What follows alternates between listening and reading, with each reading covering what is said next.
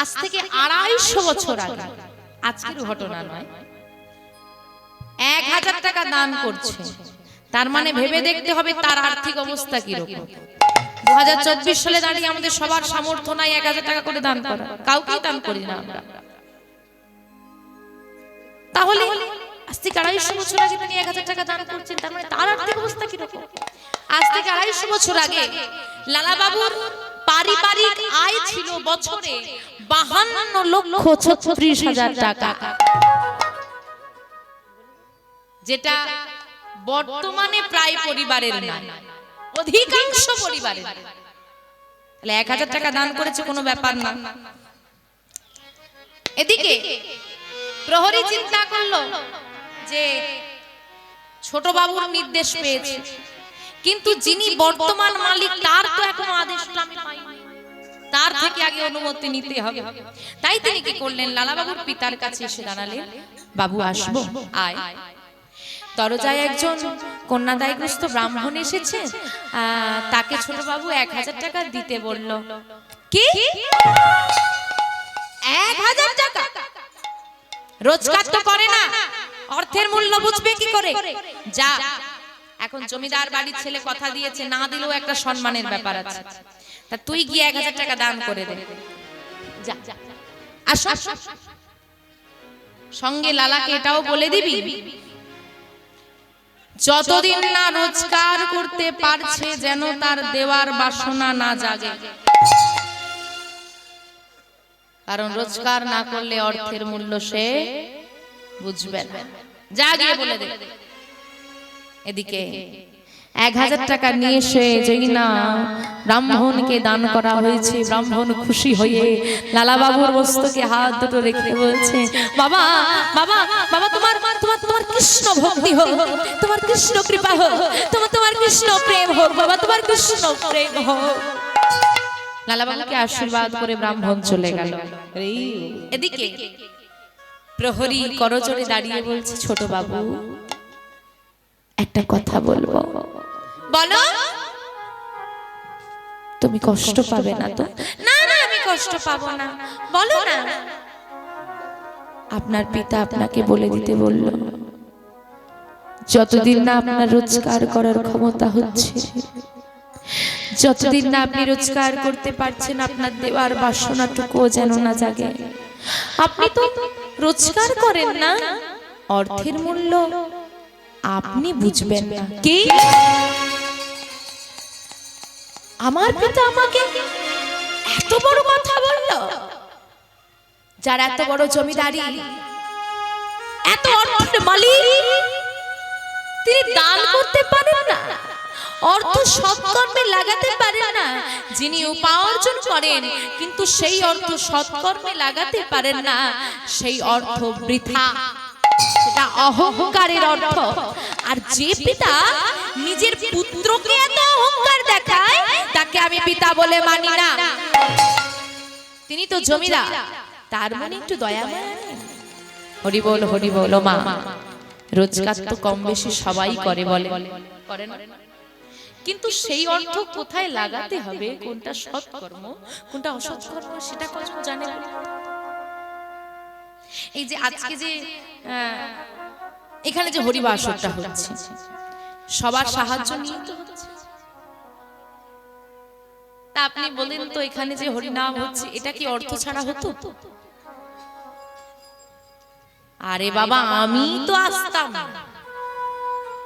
বাকি কথা বাদ দাও। কারোর দিকে এক আঙুল তুললে বাকি আঙুলগুলো নিজের দিকে, তো আগে আমি নিজের দোষটা স্বীকার করিনি।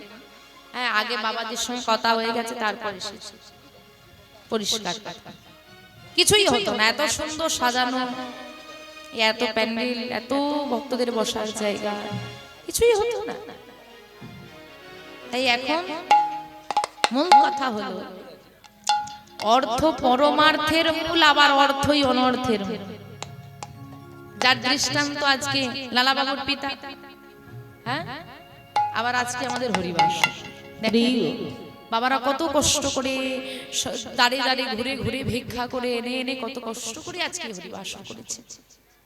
আমি সত্যি এত সুন্দর হরিবাস আমি জানি না গত বছরে কি ঘটনা ঘটেছে, বাবারা আমাকে বারবার বলছেন আগের বছর থেকে তোমার সঙ্গে আমি কন্ট্যাক্ট রেখেছি, আসতে পারিনি। আমার হয়তো দুর্ভাগ্য, আপনাদের কাছে আসতে আমার দেরি হয়ে গেল। তাই আমি কমিটির প্রত্যেকটা বাবাদের চরণে, মায়েদের চরণে জানাই কোটি কোটি দণ্ডবত প্রণাম এবং আমার কৃতজ্ঞতা, অসংখ্য ধন্যবাদ যে এত সুন্দর হরিবাস আমাকে নিয়ে এসে দাঁড় করানোর জন্য।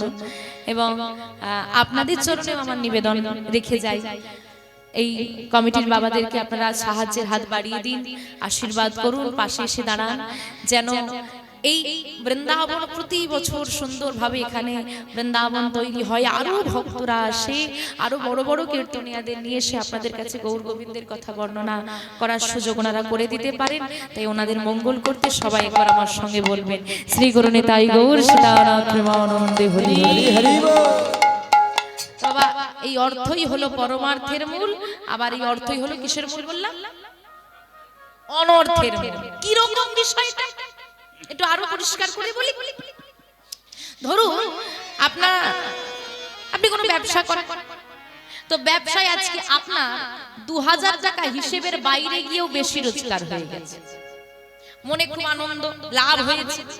তা মনে আনন্দ, কি করব অর্থটা নিয়ে, না যাই, যার কৃপায় আমার লাভটা হলো তাকে একটু দিয়ে যাই, মানে একটু মন্দিরে দান করে যাই, ঠিক আছে?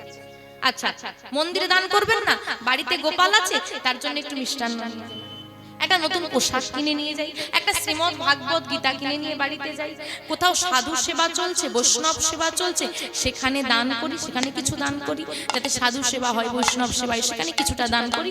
এগুলি হচ্ছে পরমার্থ সাধন, এগুলি সৎকর্ম। কিন্তু বর্তমানে যেটা বেশি হয় সেটা এটা কম হয়। আজকে 2000 টাকা বেশি রোজগার হয়েছে, মনে খুব আনন্দ, কি করব ফোনটা লাগিয়ে দিল, ভাই একটা নিয়ে চলে আয়, আজকে পার্টিটা আমার দিক থেকে, নিতাই গৌর হরি বল হরি হরি। এটাই বেশি হচ্ছে, এটাই হচ্ছে আপনার অনর্থ সাধন। রোজগার সবাই করে কিন্তু সৎকর্মে লাগাতে সবাই পারে না।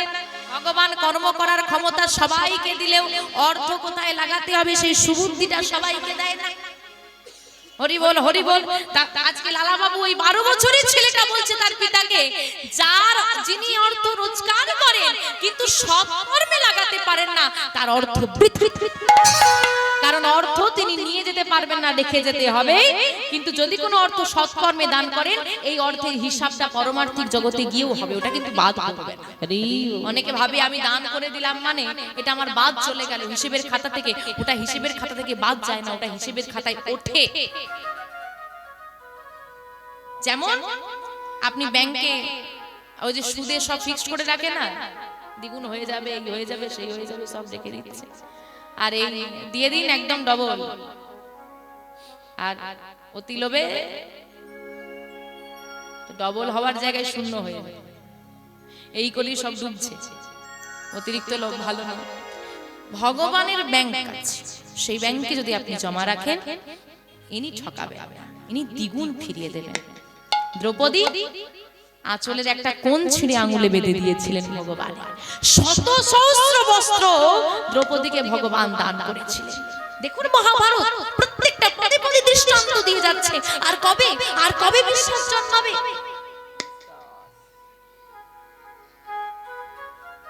তাই ভগবানের কাছে যখন সৎকর্মে কোনো কিছু দান করবেন, সেটা দ্বিধা নিয়ে নয়, সেটা মন থেকে করবেন, কারণ ওটা আপনার বৃথা যাবে না বা বিফলে যাবে না, ওটা কিন্তু আপনার তোলা থাকবে, ওটা ফিরবেই, ওটা দ্বিগুণ হয়ে ফিরবে। আপনি কাউকে কষ্ট দিলেও যেমন সেটা ফিরবে, আপনি কাউকে সাহায্য করলেও সেটা ফিরবে, শুধু সময়ের অপেক্ষা। আজ বলে দাও আমার পিতাকে, যে নিজের পুত্রকে অর্থের অহংকার দেখায় তাকে আমি পিতা বলে মানি না। শোনো, যার এত বড় জমিদারি, টাকার উপর টাকা জমিয়ে যে পাহাড় করে ফেলেছে, জমিদারি যার বড়, কিন্তু মনটা এতটাই ছোট, তার ঘরে আমি আর থাকব না। জেনে রাখুন মা, আপনি কত বড় বাড়ি করেছেন কেউ কিন্তু দেখতে আসবে, আপনি কত বড় মনের মানুষ এটা কিন্তু সবার মুখে মুখে থাকবে। বাড়িটা আজকে আপনার আছে, আপনি করেছেন। আপনি যতদিন থাকবে দু একজন বলবে আরে অমুকের বাড়িটা খুব সুন্দর করেছে, একটা সই, সময় কতক্ষণ, 2 সেকেন্ড, একটা সই করে দেবেন আপনার ছেলের নামে হয়ে যাবে। কিন্তু মনটা আপনার। আপনি যদি একটা মহৎ কাজ করেন সবাই আপনাকে ধন্য ধন্য বলবে। তাই মনই যার ছোট, বড় জমিদারি নিয়ে কি হবে? এদিকে প্রহরী ছুটতে ছুটতে পিতাকে বলতে যাচ্ছে, আর লালা বাবু ছুটতে ছুটতে জমিদারি বাড়ি পরিত্যাগ করছে।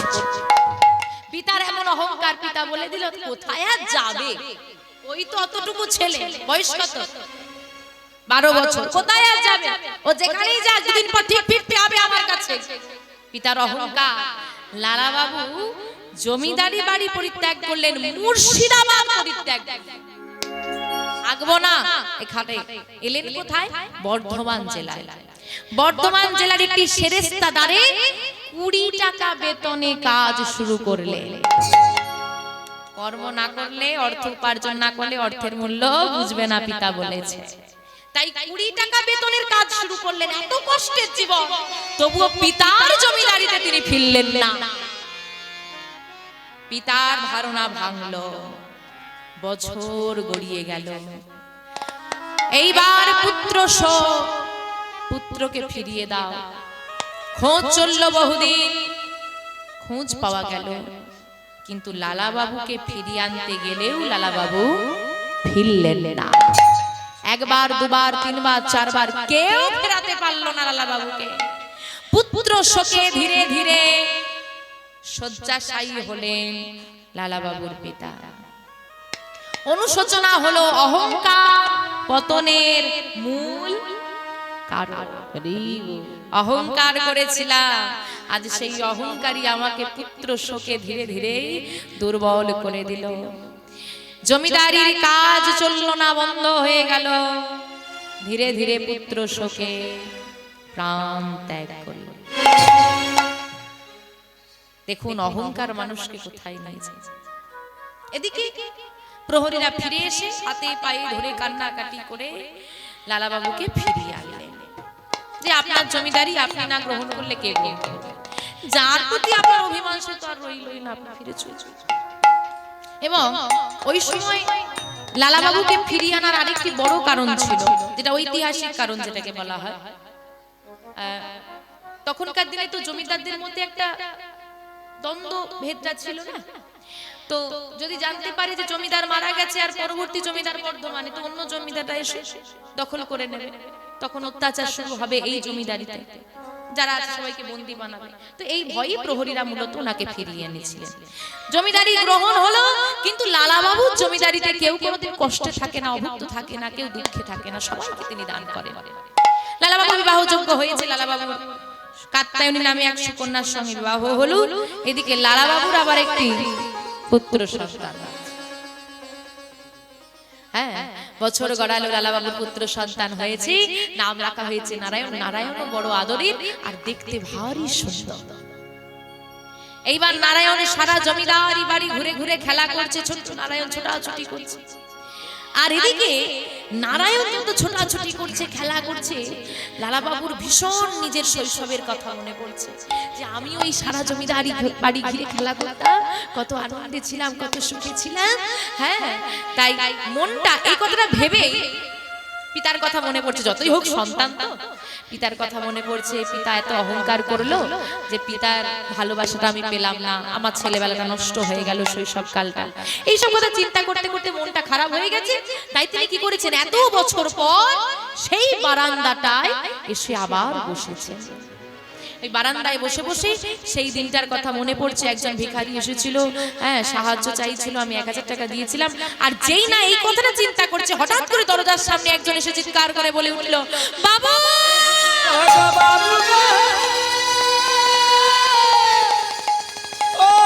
কে আছো বাবা, আমার কিছু ভিক্ষা দাও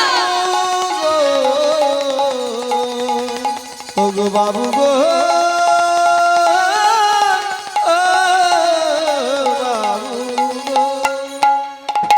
যেটা মস্তিষ্কে চলছে সেটাই বাস্তবে ঘটে গেছে মুহূর্তের মধ্যে সারা শরীরটা অবশ হয়ে গেল। কি সেই স্বর, হ্যাঁ হ্যাঁ এই তো সেই চিৎকার, আমি তো এই চিৎকার শুনেই বাইরে গিয়েছিলাম, এই তো সেই বারান্দা, এই তো সেই ডাক, আমার জীবনে কি সে অভিশাপ আবার ফিরে এলো। ছুটতে ছুটতে দরজার সামনে এসে দাঁড়িয়ে বলে উঠলেন, কে তুমি? তুমি কে?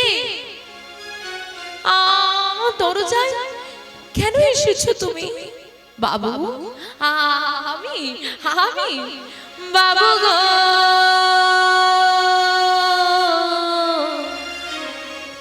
আমি হলাম দিন ভিখারি। বাবু গো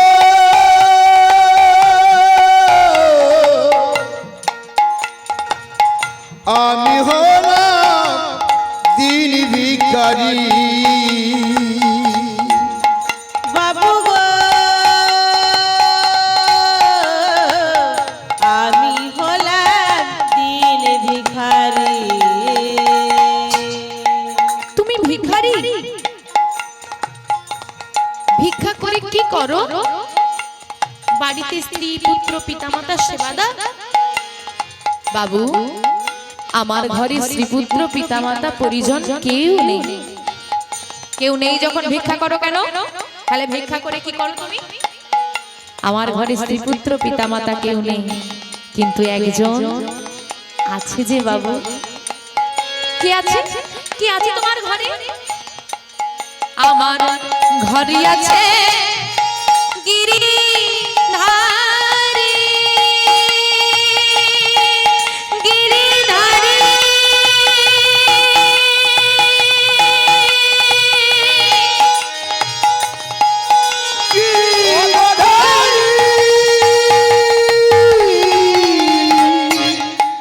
আমার ঘরে আছে গিরিধারী, তার লাগি ভিক্ষা করি। আমার ঘরে আছে গিরিধারী,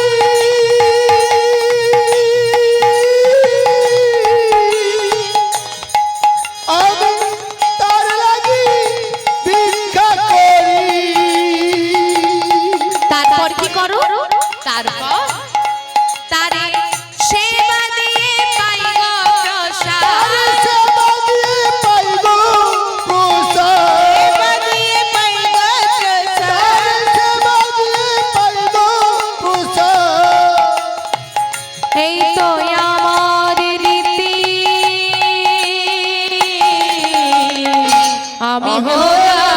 আমি হলাম দিন ভিখারি।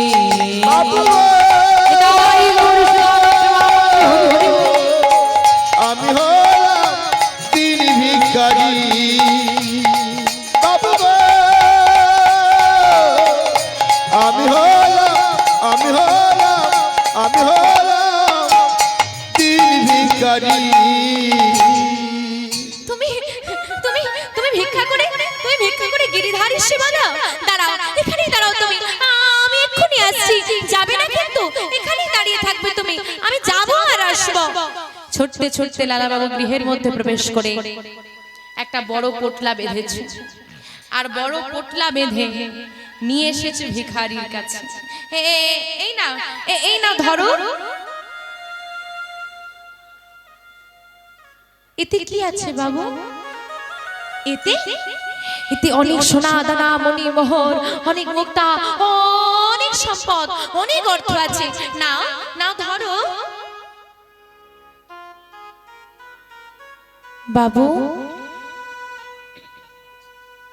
আপনার কাছে তো আমি এক মুষ্টি ভিক্ষা চাইলাম, সোনা দানা ধন ঐশ্বর্য নিয়ে আমার কি হবে? মাগো, এরা হচ্ছে ভিখারি গো, ভিখারি। এখন অনেক ভিখারি বেরিয়েছে, যাদেরকে 10 টাকা দিলে কি বলে 20 টাকা নেই, বেশি পাওয়া যাবে না।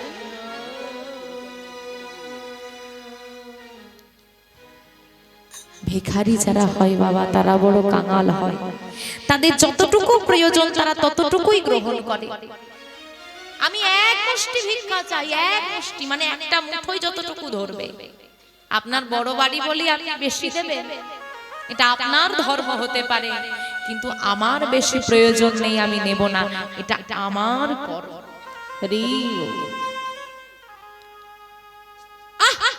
তুমি দেখছি ভারী বোকা তো। কেন বাবা? তুমি জানো এই সম্পদ নিলে তোমার কি হবে? কি হবে?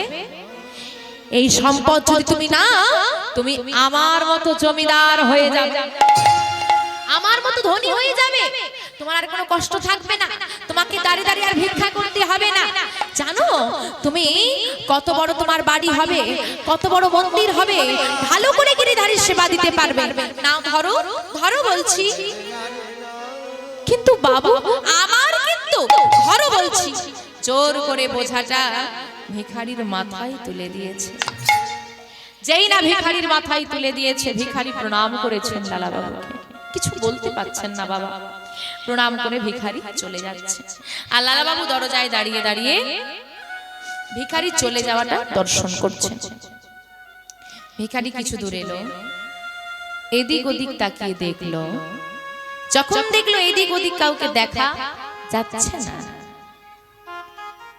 মাথা থেকে বোঝাটা নামিয়ে কি যেন চিন্তা করলো, আর চিন্তা করে দূরের জলাশয়ে সজোরে নিক্ষেপ করে দিয়েছে।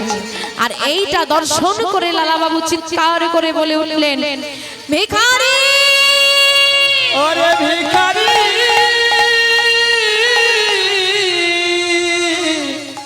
এ তুমি কি করলে? ভিখারি,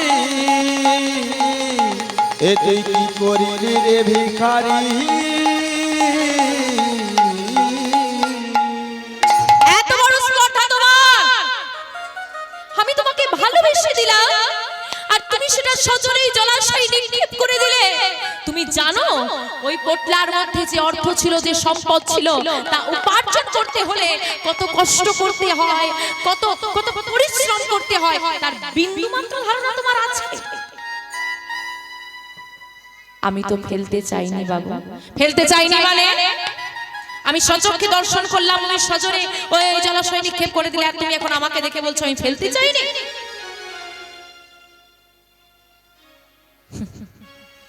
আমি পরে বলবো, আমি পরে বলছি, আগে আপনি বলুন ইহ জগতে ধনী হতে কে না চায়? ওমা ধনী হতে চাও? ধনী হতে চাও? যতই বলেন যে না ঘাড় নাড়েন, এটা আমি বিশ্বাস করলাম না। রাস্তা দিয়ে যাওয়ার সময় পাশের বড় বাড়িটা দেখে কি মনে হয়? এমন একখানা যদি আমার হতো।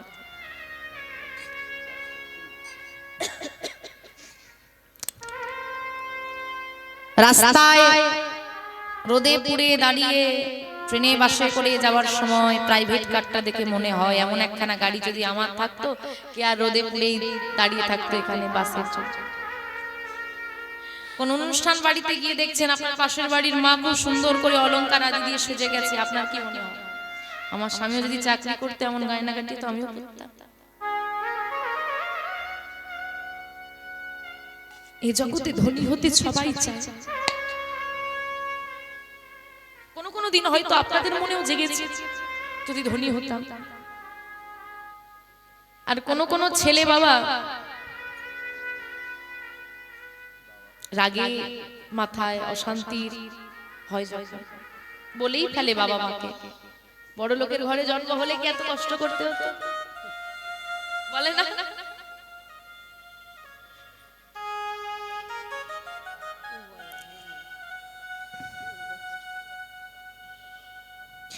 যারা ভগবানকে ভালোবাসে তারা ধনী হতে চায় না, তারা কাঙাল হতে চায়।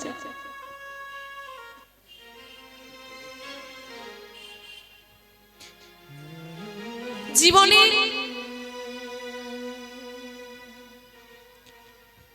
প্রতিটা দিন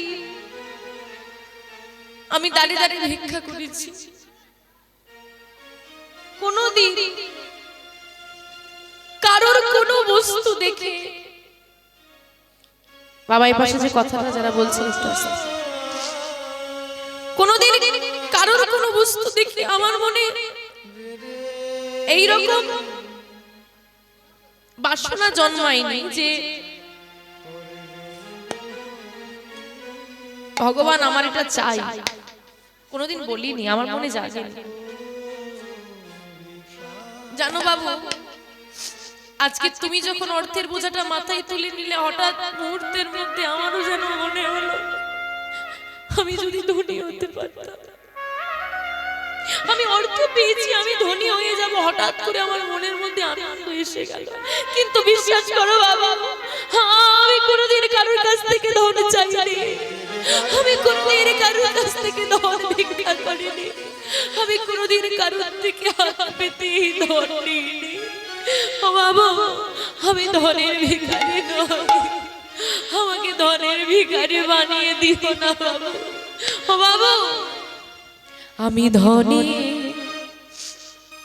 ভিখারি নই গো বাবু, আমি ধনের ভিখারি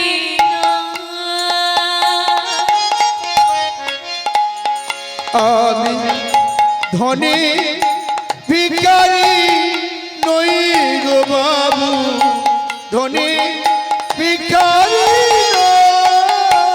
আমি ধনের ভিখারি নই গো বাবু, ধনের ভিখারি না, আমি ধনী ভিখারি নই গো বাবু, ধনী ভিখারি না।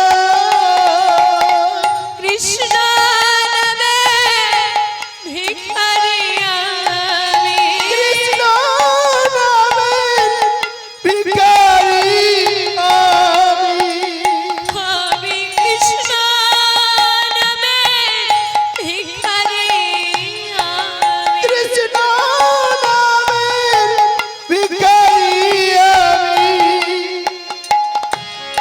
এই তো শুধু আমি ধনী ভিখারি নই গো বাবু, ধনী ভিখারি নই, নিতাই গৌর হরি বল ভিখারি নই গো বাবু, ধনী ভিখারি নই, ধনী ভিখারি নই গো বাবু, ধনের ভিখারি নই। আমি ধনের ভিখারি নই বাবা, আমি ধন ঐশ্বর্য চাই না। যখন আপনার দেওয়া ধন আমি মাথায় তুলে নিয়ে চলে যাচ্ছিলাম আনন্দ করে, আমাকে পাশ থেকে কে যেন ডেকে বলল, হরি ভিখারি, তুইও কি লালার মতো ধনী হতে চাস? তুইও কি লালার মতো জমিদার হতে চাস? কেন রে? আমি তো কোনোদিন তোর কাছে দামি মন্দির, দামি পোশাক, দামি খাবার চাই, দাঁড়িয়ে দাঁড়িয়ে ভিক্ষা করে তুই জানি আসি, আমি সেটাই সেবা করি, কোনোদিন তোর কাছে অভিযোগ করে নেই। তুই কি জানিস না, যে ঘরে অর্থ থাকে সে ঘরে অহংকার থাকে, আর যে ঘরে অহংকার থাকে সে ঘরে আমি থাকি না।